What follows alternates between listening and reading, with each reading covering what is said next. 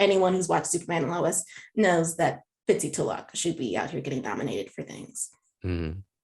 It's just obvious. There are so many scenes from her, but really it was last season, episode 8, Holding the Wrench. Like that, I think gripped everyone. Michael, I believe I saw tweets from you back then about how it gripped you, because it was an amazing storyline.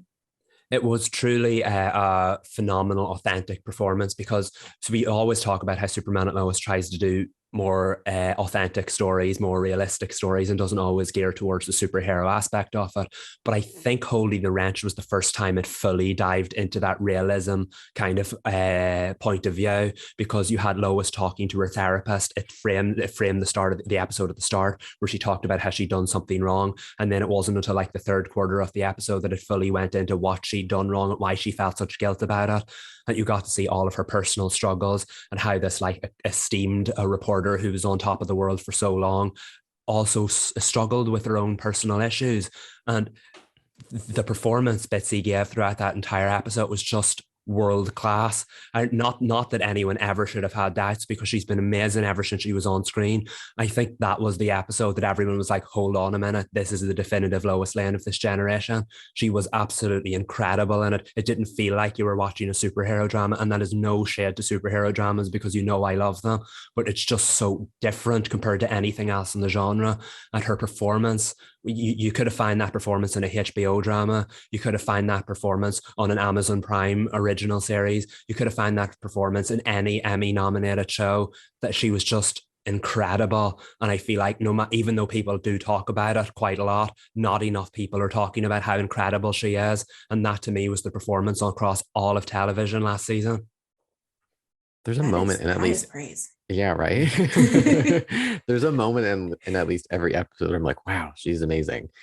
And something else that she does really well, for me at least, is she grounds this show in like realism, where we have like all this stuff happening, like larger than life superhero stuff, but then she's there to keep us humble in place and have a sense of like, okay, I see you, I relate to you, and she brings us into this world.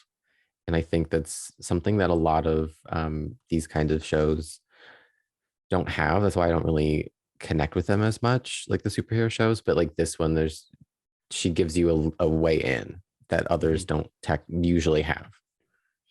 That's very true. And I think a lot of that has to do with her vulnerability and how it shifts depending on who she's acting with. Like you do see her, as a wife, a mom, a daughter, a world famous reporter. And it never feels one note.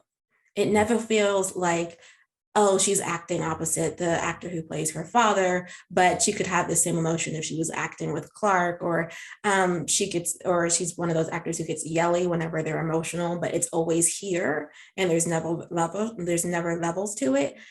Bitsie is queen of levels. She's queen of layers. It is amazing. I love her line delivery. And just like even just one word, the way that she said Candace when that girl walked through the door, it still gets me, because it speaks to an actor's skill to be able to deliver emotion in just one word, even if it's wry or dry. It's just, you instantly know, like, ooh, girl, you in trouble. But she gonna keep it like together because she's a mom. She don't like you, and it's obvious. Yeah, and that episode Holding the Wrench definitely highlighted that, because you saw how Lois was struggling over the guilt she felt over her miscarriage, which nobody knew about beforehand. And then you saw how that evolved into the rage, how she roared at Jonathan when he almost got himself killed. And then you saw how the more understandably below the surface emotional side of her, because that was all that she'd buried underneath.